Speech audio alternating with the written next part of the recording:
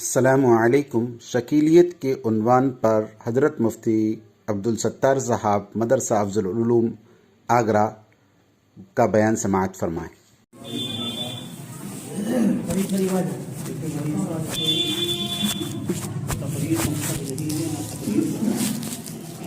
سر جوڑ کر بیٹھ کر یہ سوچنا ہے کہ ہم اس کام کو کیسے انجام دیں کہ جو ہمارے علاقوں میں ارتداد کی لہر دوبارہ پھر شروع ہوئی ہے۔ ہمارے علاقوں میں ارتداد کی لہر دوبارہ پھر شروع ہوئی ہے، یہ لہر کیسے روکی جا سکے۔ سر جوڑ کر بیٹھ کر اس کے لیے ہمیں سوچنا ہے۔ اس سے پہلے بھی عاریت اور قادیانیت کا فتنہ چلا، قادیانیت کچھ دبی، اب دوبارہ پھر شروع ہو گئی۔ اب ایک نہیں، دو نہیں، تین فتنوں کا تمہیں سامنا ہے۔ ایک تو قادیانیت، آپ حضرات اپنے علاقے سے زیادہ واقف ہیں، مجھے بھی کچھ تھوڑی شبہت ہے اس علاقے کے بارے میں کہ یہاں پہلے بھی قادیانیت نے بہت ہاتھ پیر پھیلائے تھے، لیکن اللہ کا احسان ہوا کہ انہوں نے ہاتھ پیر سمیٹے اور بہت سارے دیہات آزاد ہوئے قادیانیت سے، اور بہت سارے لوگوں نے توبہ بھی کی۔ لیکن آہستہ آہستہ اب انہوں نے پھر اپنے ہاتھ پیر نکالنا شروع کیے اور کئی دیہاتوں میں وہ پہنچ چکے ہیں۔ دوسرا فتنہ اس وقت شکیلیت کا، جیسا بھی مفتی صاحب نے کہا، ایک فتنہ اور ہے جس کو ابھی آپ حضرات نے سنا نہیں ہے۔ اس نے بھی ہندوستان میں اور خاص طور سے ایسے علاقوں میں، جیسے علاقے اپنے ہیں آگرہ سے لے کر یہ پورا جو اطراف ہے، ادھر اجمیر تک چلے جاؤ، بھوپال تک چلے جاؤ، یہ پورا علاقہ، ایسے علاقوں میں انہوں نے دعوتیں شروع کی ہیں۔ فتنے کا نام ہے گوہر شاہی۔ تو اب آپ کو تین دشمنوں سے مقابلہ ہے۔ یہ گوہر شاہی کیا ہے؟ یہ سب سے خطرناک فتنہ ہے۔ ایک ریاض گوہر نام کا آدمی پاکستان کے علاقے میں تھا، اس نے بڑے عجیب و غریب دعوے کیے اور اس کے ماننے والے اسے رب الارباب مانتے ہیں۔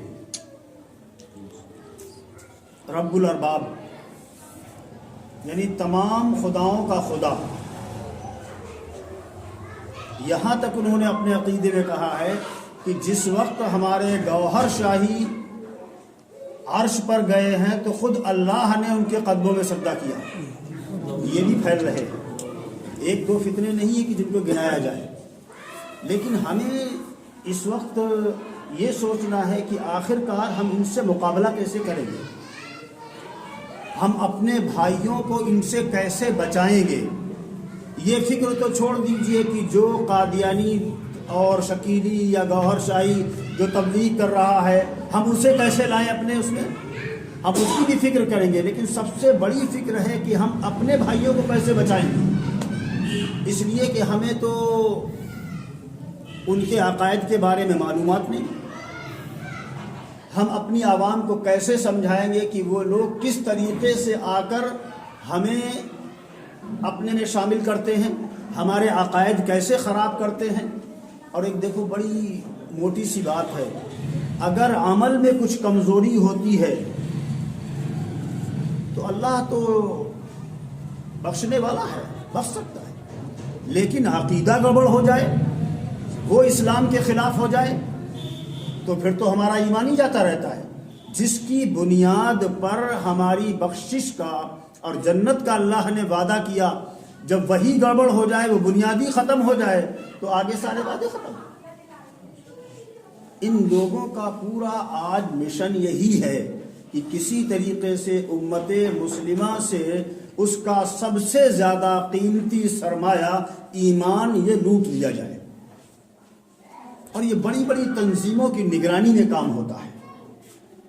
اس وقت سر دست جو بات ہے وہ بات یہ ہے کہ جو شکیل ابن حنیف دربھنگا کا رہنے والا تھا، اس نے آ کر دہلی میں اپنے ہاتھ پیر نکالے، کچھ دن دہلی مرکز میں، جماعت کے مرکز میں بھی رہا ہے، اس کے بعد وہاں سے نکالا گیا، اور پھر اس نے باضابطہ اپنے ہاتھ پر اس بات پر بیعت لینا شروع کر دی کہ میں ہی مہدی ہوں اور میں ہی عیسیٰ ابن مریم ہوں۔ ادھر مرینا کے اطراف میں بہت زیادہ پھیل رہا ہے، دھولپور اور یہ علاقہ بھی متاثر ہو رہا ہے جیسا کہ رپورٹیں مل رہی ہیں۔ ہمیں اس فتنے سے کیسے نمٹنا ہے؟ قادیانیت سے نمٹنا بہت زیادہ مشکل نہیں، اس لیے کہ ان کی سب سے بڑی کمزوری یہ ہے کہ وہ کبھی کبھی ہمارے سامنے آ جاتے ہیں، مقابل پر آ جاتے ہیں، اور جب مقابل پر آ گیا ہے تو پھر حق تو حق رہتا ہے، باطل تو باطل ہے، تو عوام کی سمجھ میں بھی آ جاتا بھائی باطل ہے، اس لیے بھاگ گیا۔ لیکن یہ سامنے نہیں آتے ہیں، یہ مقابل پر نہیں آتے ہیں، بلکہ ان کا سرغنہ جس نے مہدی اور مسیح ہونے کا دعویٰ کیا ہے وہ تو اپنے گھر سے بھی نہیں نکلتا ہے، کوئی عام آدمی اس سے ملاقات بھی نہیں کر سکتا ہے، اتنا سخت پہرا ہے اس کے ارد گرد۔ یہ ہمارے مقابل پر نہیں آتے، ہم کیسے سمجھیں اور عوام کو کیسے سمجھائیں؟ سب سے مضبوط بات جو ابھی مفتی صاحب نے کہی تھی کہ اگر کوئی شخص یہ کہتا ہوا مل جائے کہ بھائی تھوڑا علماء سے دور رہو، یہ تو پتہ نہیں کیسی کیسی باتیں کرتے ہیں، تو سمجھ لیجئے دال میں کالا ہے، دال میں کالا ہے۔ دوسری علامت، اگر کوئی قیامت کی نشانیاں بیان کرتا مل جائے، ایک عام آدمی ہے قیامت کی نشانیاں بیان کر رہا، یہ ہوگا اور پھر یہ ہوگا اور پھر عیسیٰ آئیں گے اور پھر یہ ہوگا، تو سمجھ لیجئے ڈور کہیں سے ہل رہی ہے، ڈور کہیں سے ہل رہی ہے، اس لیے کہ ان کا جو طریقہ واردات ہے، اس نے جو اپنے سبق مرتب کیے ہیں کہ سب سے پہلے عوام کے سامنے کیا پیش کرنا ہے، تو سب سے پہلے وہ قیامت کی باتیں پیش کرتے ہیں، پہلے سبق میں قیامت کی باتیں پیش کرو، قیامت کی نشانی یہ ہوگی یہ ہوگی یہ ہوگی، اور جب وہ غور سے قیامت کی باتیں بڑی غور سے آدمی سنتا ہے کہ بھائی ایک علامت یہ ہوگی، اب وہ علامت سنتا بھائی ہاں یہ تو علامت بھائی جا رہی ہے، یہ عورتیں کپڑا پہنے ہوں گی مگر ننگی ہوں گی، یہ قیامت کی علامتوں میں سے۔ اب وہ قیامت کی علامتیں بیان کرنا شروع ہوا اور ہمارا بھولا بھالا آدمی بڑی دلچسپ بات ہو رہی ہے۔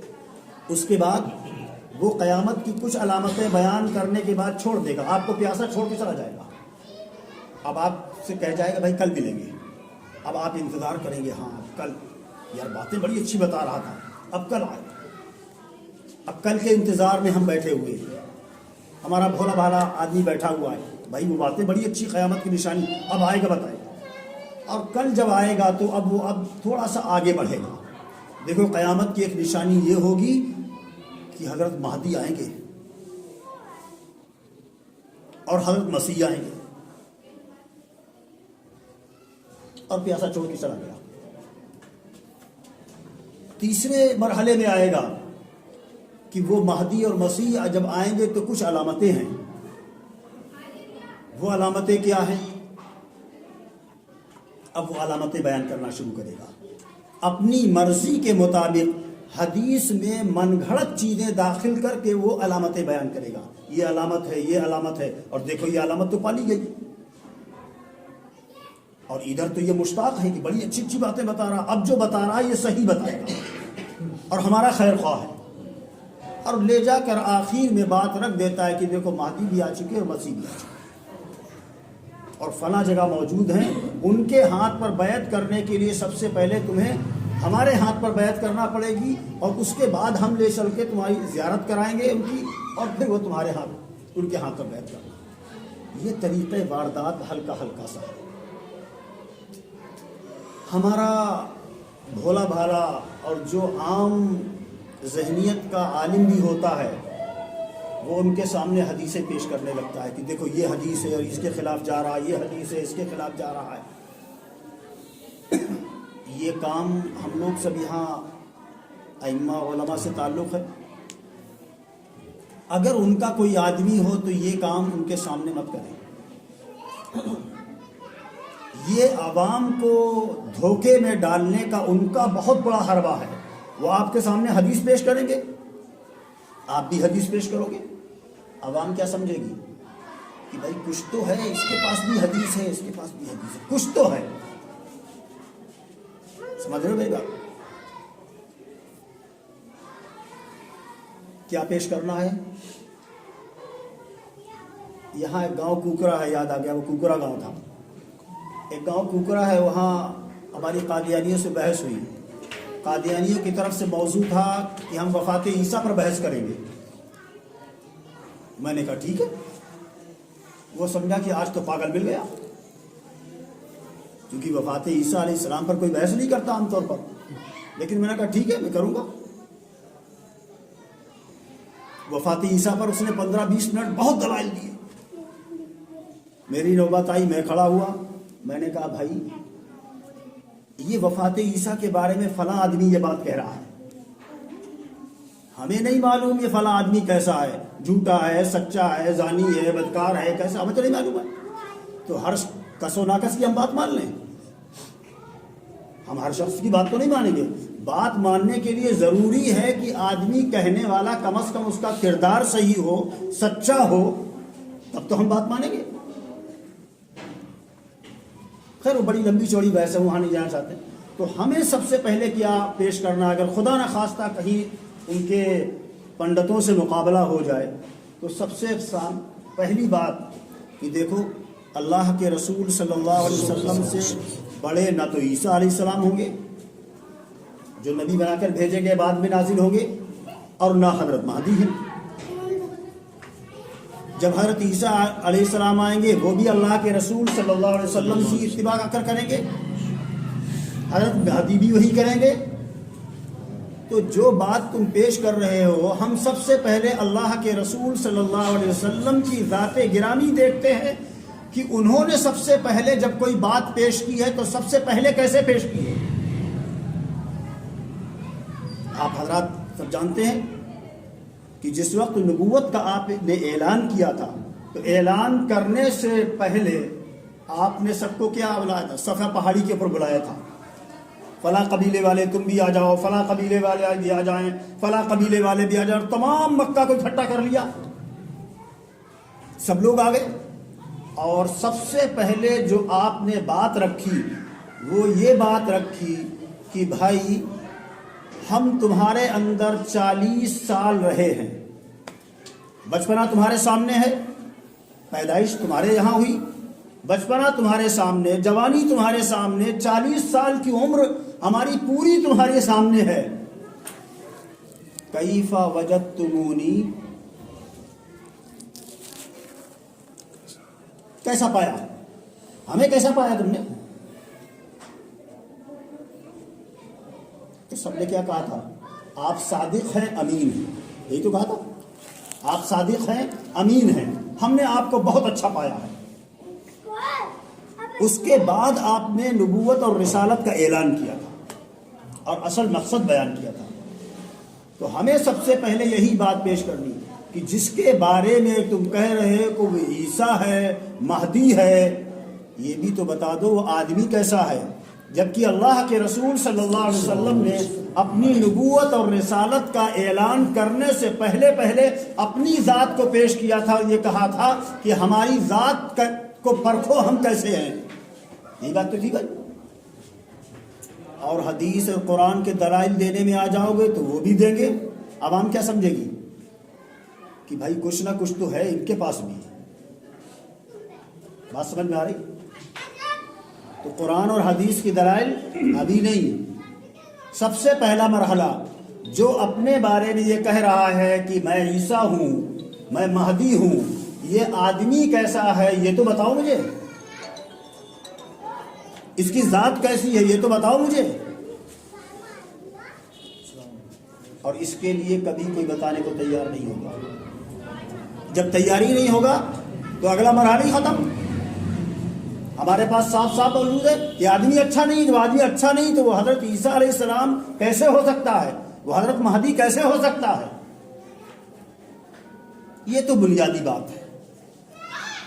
इसके बाद खुदा न खास्ता अगर बात शुरू हो जाए, खुदा न खास्ता अगर बात शुरू हो जाए तो सबसे पहली एक बात समझ लो। वो क्या बात है? کہ اللہ کے رسول صلی اللہ علیہ وسلم نے جتنی بھی ہمیں خبریں دی ہیں، جتنی بھی خبریں دی ہیں، وہ اپنی جگہ پر ہو بہو پوری ہوتی ہیں اور پوری ہوں گی. اپنی جگہ پر ہو بہو پوری ہوتی ہیں اور ہو بہو پوری ہوں گی، اس میں کوئی شک و شبہ کی گنجائش نہیں ہے. جیسا آپ نے کہا ہے ویسا ہی ہوگا. ان کے پاس سب سے بڑا جو حربہ ہے وہ کیا ہے کہ بھائی یہ پیشین گوئی ہے، اور پیشین گوئی جو ہوتی ہے جب اس کا وقت آتا ہے، جب وہ وجود میں آتی ہے، تب اس کا پتہ چلتا ہے کہ ارے اس کا مطلب تو یہ تھا. اس سے پہلے اس کا مطلب کسی کو نہیں معلوم ہوتا. یہ ان کا ایک اصول ہے، اور اس اصول کے لیے وہ دلیل دیتے ہیں، اور ایک نہیں 2 حدیثیں پیش کرتے ہیں کہ پیشین گوئی جب پوری ہوتی ہے، جب وجود اس کا ہو جاتا ہے، تب لوگوں کی آنکھ کھلتی ہے، ارے اس کا مطلب یہ ہے. اس سے پہلے اس کا مطلب کسی کو معلوم نہیں ہوتا. اس سے پہلے اس کا مطلب کسی کو معلوم نہیں ہوتا ہے. ایک تو یہ اصول ہی غلط ہے سرے سے، ایک تو یہ سرے سے اصول ہی غلط ہے کہ پیشین گوئی جب پوری ہو جاتی ہے تب جا کے لوگوں کو مطلب معلوم ہوتا ہے. نہیں، یہ غلط بات ہے. اس سے پہلے بھی مطلب معلوم ہوتا ہے. اس کے لیے وہ 2 حدیثیں پیش کرتے ہیں. ایک حدیث تو وہ ہے کہ آپ سے ازواج مطہرات نے ایک سوال کیا تھا. کیا سوال کیا تھا؟ اللہ کے رسول، سب سے پہلے آپ سے ملاقات ہم بیویوں میں سے کس کی ہوگی؟ آپ جب دنیا سے تشریف لے جائیں گے اس کے بعد سب سے پہلے ہم بیویوں میں سے آپ سے ملاقات کس کی ہوگی، یعنی بیویوں میں سے کس کا پہلے انتقال ہوگا. یہ سوال کیا تھا. آپ نے جواب میں ارشاد فرمایا جس کا ہاتھ لمبا، جس کا ہاتھ لمبا. تو ازواج مطہرات نے اپنے ہاتھوں کو ناپنا شروع کر دیا تھا. یار یہ تو سب کے برابر دکھائی دے رہے. حضرت سودا کا ضرور تھوڑا سا لمبا ہے.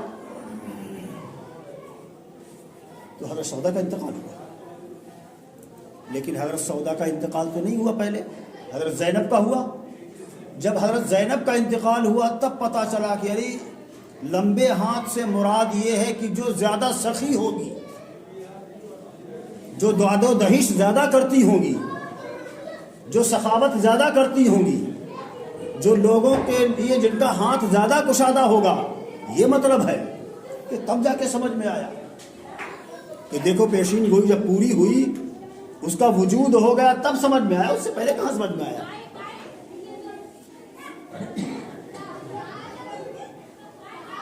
بہت آسان سا جواب ہے. کیا ہے؟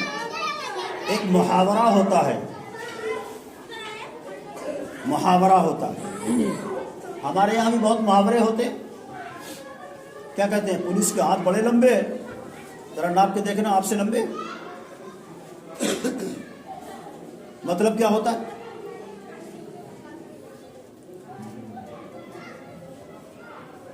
آپ نے محاورہ استعمال فرمایا تھا کہ جس کا ہاتھ لمبا ہوگا اس کی ملاقات پہلے ہوگی. محاورے کے لیے ضروری نہیں ہے کہ محاورہ بولتے ہی سب کے ذہن میں آ جائے کہ ہاں یہ بات ہے. کبھی کبھی ذہن دیر میں منتقل ہوتا ہے محاورے کی طرف. یہاں بھی ایسا ہی ہوا. دوسری حدیث پیش کرتے ہیں حضرت سیدنا عثمان غنی رضی اللہ تعالی عنہ کے بارے میں. آپ نے فرمایا کہ اللہ تعالیٰ تمہیں ایک قمیص پہنائے گا اور لوگ اسے اتارنا چاہیں گے، چھیننا چاہیں گے، تم اتارنا مت. مراد کیا تھی؟ خلافت. یہ بھی محاورہ ہے. تو یہ تو حضرت عثمان رضی اللہ تعالی عنہ کو پہلے ہی معلوم ہو گیا تھا. اور جب بلوائیوں نے آپ سے خلافت کا کاروبار لینا چاہا تو آپ نے فرمایا کہ نہیں، اللہ کے رسول صلی اللہ علیہ وسلم نے فرمایا تھا، حکم دیا تھا کہ اللہ تمہیں قمیص پہنائے گا، لوگ چھیننا چاہیں گے تو اتارنا مت. تو وجود میں آنے سے پہلے پہلے معلوم ہو گیا تھا بھائی. یہ تو جبکہ اللہ کے رسول صلی اللہ علیہ وسلم کی یہ پیش گوئی نہیں تھی بلکہ یہ خبریں تھیں, اور صادق المصدوق کی دی ہوئی خبر من و عن پوری ہوتی ہے, من و عن پوری ہوتی ہے. تو یہ ان کے حربے ہوتے ہیں. ہمیں قیامات کی علامت پر گہری نظر رکھنی چاہیے, خاص طور سے ان علامتوں پر کہ جو علامتیں حضرت سیدنا مہدی علیہ الرحمہ کے وجود سے پہلے ہوں گی اور حضرت سیدنا عیسیٰ ابن مریم علیہ السلام کے نزول سے پہلے ہوں گی. ان پر ہماری گہری نظر ہونی چاہیے, تبھی تو ہم عوام کو سمجھا پائیں گے.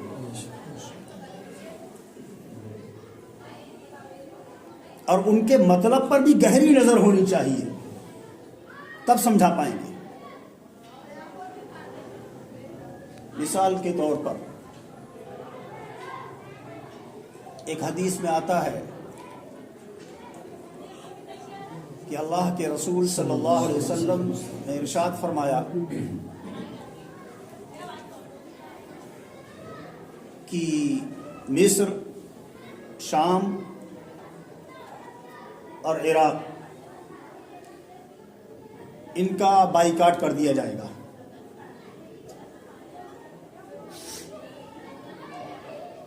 اور سب سے پہلے یہ حدیث لاتے ہیں, بولو ہم بھی پیش کرتے ہیں. اگر دیکھا جائے تو حقیقت میں ایسا لگتا ہے کہ شام کا بھی بائیکاٹ ہو چکا ہے, عراق کا بائیکاٹ ہو چکا ہے, اقتصادی پابندی لگ چکی تھی, اور مصر کا بھی بائیکاٹ ہوا تھا, اقتصادی پابندی لگی تھی. شام کے اوپر ابھی پوری طریقے سے کوئی پابندیاں نہیں لگی, لیکن حدیث میں ہے, مسلم شریف کی روایت ہے کہ ان تینوں ملکوں کے اوپر اقتصادی بائیکاٹ ہوگا اور یہ قرب قیامت ہوگا. یہ جو بائیکاٹ ہوا ہے کچھ دنوں کے لیے, کیا یہی بائیکاٹ مراد ہے یا آگے کوئی اور بائیکاٹ ہے, اس کے بارے میں کوئی نہیں بتا سکتا. لیکن آگے چل کے ایک دوسری روایت میں ایک علامت اور بیان کی گئی کہ مہدی کے آنے سے پہلے پہلے دریائے فرات میں سونے کا پہاڑ ظاہر ہوگا. پانی کم ہو جائے گا, اور پانی جب کم ہوگا تو سونے کا پہاڑ ظاہر ہو جائے گا. اس کے بعد ہی کہیں حضرت مہدی کا ظہور ہوگا. ابھی تو دریائے فرات میں سونے کا پہاڑ ظاہر نہیں ہوا, یا ہو گیا؟ ہو سکتا آج کل خبریں بہت دیر میں پہنچتی ہیں, 10-20 سال کے بعد پہنچے کوئی خبر, ایسا تو نہیں. آج تو یہاں آدمی بیٹھا ہوا بول رہا, ساری دنیا میں آپ اسے دیکھ لو کہ ہاں فلاں آدمی فلاں جگہ بول رہا ہے.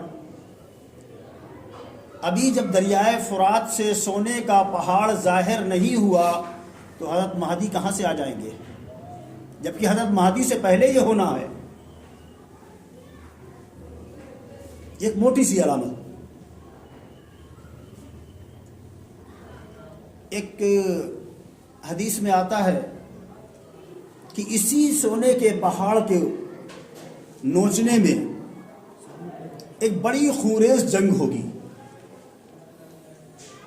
اتنی خونریز جنگ ہوگی, اتنی خونریز جنگ ہوگی کہ جس میں 100 میں سے 99 لوگ قتل ہو جائیں گے. کیا اتنی خونریز جنگ ہو گئی؟ تو پھر ابھی مہدی کیسے؟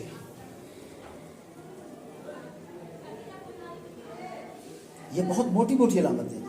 تو ہمارے مقتدی حضرات کو, ائمہ حضرات کو, علماء حضرات کو مہدی سے اور حضرت عیسیٰ علیہ السلام سے پہلے جن علامتوں کا ظہور ہونا ہے ان کے اوپر گہری نظر رکھنی چاہیے کہ خدا نخواستہ کبھی سامنے آ گئے یا کسی کو سمجھایا انہوں نے جا کر اور وہ سمجھاتے ہیں تو پھر لوگ خدا نخواستہ وہ آپ آ کر آپ سے پوچھنے لگے, تو ہمیں اس بارے میں معلومات ہونی چاہیے. اصل تو یہ ہوتا ہے کہ جس کے وہ سمجھانا شروع کرتے ہیں تو پھر وہ علماء کے پاس آتا ہی نہیں. لیکن خدا نخواستہ اگر آپ کو معلوم ہو گیا کہ فلاں جگہ یہ لوگ آ کر فلاں کو سمجھا رہے ہیں اور آپ اس کو سمجھانے پہنچے تو وہ اسی چیزیں آپ کے سامنے پیش کرے گا. اگر ہمارا مطالعہ نہیں ہوگا تو ہمیں دقت کا سامنا ہوگا. اس لیے ان چیزوں کو مطالعے میں رکھیں. اور ایک بہت بڑی علامت جس کے فوراً بعد حضرت مہدی علیہ الرحمہ کا ظہور ہوگا، فوراً بعد.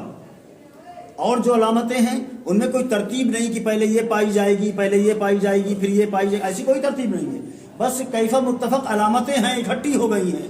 کون پہلے ہوگی کون بعد میں ہوگی ایسا حدیث میں نہیں آتا ہے.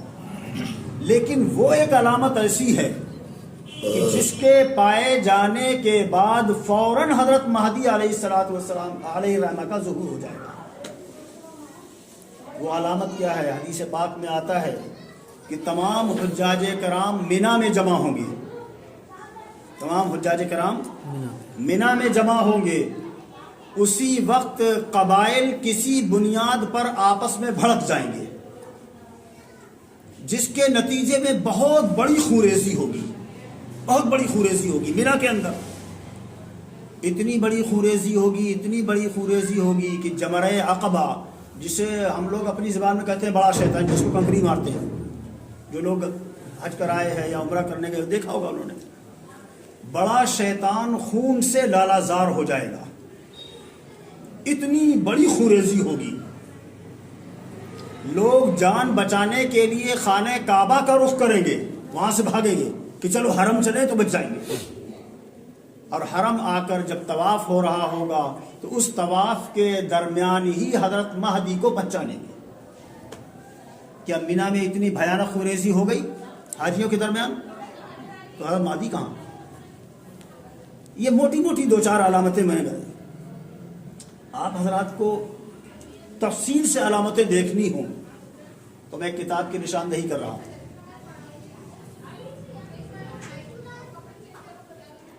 مہدی شخصیت و حقیقت.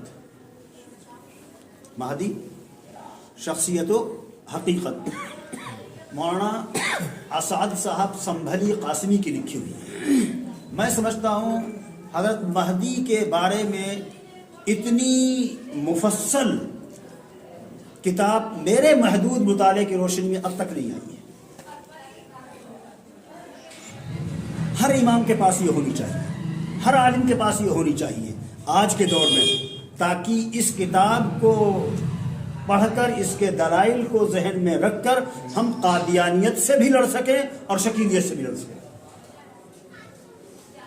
تو یہ اس وقت کی بہت اہم ضرورت ہے کہ اللہ تبارک و تعالی نے اپنے محبوب صلی اللہ علیہ وسلم کے ذریعے ہمارے اوپر یہ ذمہ داری ڈالی ہے. کیا ذمہ داری؟ کہ اب دین کی حفاظت، دین کا پھیلانا یہ تمہاری ذمہ داری ہے. سبب کے طور پر دین کی حفاظت کے لیے اللہ ہمیں اور آپ کو استعمال کر لے، یہ اللہ کی کریمی ہے سبب کے طور پر، ورنہ تو وہ جو چاہے کرے. اور دیکھو، ایک عالم کو، ایک امام کو، آپ حضرات مقتدی لوگ ہیں، یہ قوم کے راہبر اور رہنما ہیں. ابھی تو یہ ایک فتنہ پیدا ہو گیا، پھر پتہ چلا کہ 10-20 سال کے بعد دوسرا فتنہ آیا.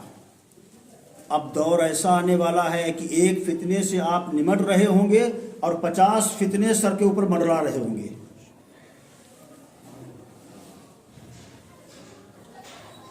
ہمیں روزی کی فکر نہیں کرنی ہے، ہمیں روزی کی فکر نہیں کرنی ہے، ایمان کی تو فکر کرنی ہے. اس لیے کہ روزی کی ذمہ داری تو اللہ نے اپنے اوپر لے رکھی ہے. وَمَا مِن دَابَّةٍ إِلَّا عَلَى اللَّهِ رِزْقُهَا. وہ دے گا، جیسی چاہے گا ویسی دے گا. ہم راتوں دن کماتے رہیں، لکھ پتی بن جائیں، کروڑ پتی بن جائیں، اور رب نہ چاہے تو ایک لقمہ بھی نہیں کھا سکتے. بہت بڑے مالدار ہیں لیکن مونگ کی دال کا پانی پینا پڑتا ہے، کیا وہی پی کے زندہ رہو؟ وہ جیسا چاہے گا ویسا کھلائے گا، بے شک لیکن ایمان کی ذمہ داری اور اس کی فکر ہمیں کرنی ہے، انشاءاللہ. اور اپنی ہی نہیں، وہ لوگ جو ہم سے منسلک ہیں، جو ہمیں اپنا بڑا مانتے ہیں، ہمیں اپنا امام مانتے ہیں، ہمیں ذمہ دار مانتے ہیں، ان کے ایمان کی فکر کرنی ہے.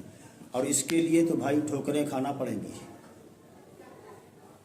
اس کے لیے ٹھوکریں کھانا پڑیں گی، دیہاتوں میں جانا پڑے گا، گھر گھر جانا پڑے گا، اور فتنے سے آگاہ کرنا پڑے گا. آپ اگر آگاہ نہیں کر رہے تو کم از کم نظر تو رکھیے کہ بھائی اس قسم کے آدمی، یہ تو نیا آدمی ہے، یہ کیسے ملنے آ رہا ہے، اس سے ذرا حال تو معلوم کریں اپنے بھائی کا. یہ ہماری سب کی ذمہ داری ہے. ابھی آگرہ میں ہم لوگوں نے ایک کام یہ کیا کہ ہم نے تمام مکتب فکر کے علماء کو اکٹھا کر لیا ہے. بھائی کسی ایک کی ٹھیکیداری تو نہیں ہے، یہ تو تمام امت کی ٹھیکیداری ہے، تمام امت کی ٹھیکیداری ہے. اور اللہ کا فضل ہے کہ سب لوگ اکٹھے ہوئے اور سب لوگ اکٹھا ہو کے کام کر رہے ہیں. بلکہ ایک استفتاء کا جواب وہاں لکھا گیا، فتویٰ لکھا گیا، اور اس فتوے کے اوپر تمام مکتب فکر کے علماء نے دستخط کیے. تو میں یہی چاہ رہا ہوں کہ یہاں جتنے بھی لوگ ہیں سر جوڑ کے بیٹھیں کہ بھائی اب ہمیں کام کس طریقے سے کرنا ہے. اور یہی فکر لے کے میں بھی حاضر ہوا ہوں تاکہ ہمیں بھی آپ حضرات کے مشوروں سے کچھ فائدہ ہو جائے کہ بھائی اب یہاں کام کیسے شروع کریں گے. اس کے لیے شاید لوگوں کی نماز کا وقت بھی ہو رہا ہوگا، اس کے لیے 10 منٹ بیٹھ جائیں اور کچھ مشورہ کر لیں کیسے کام کرنا ہے. آخر دعوانا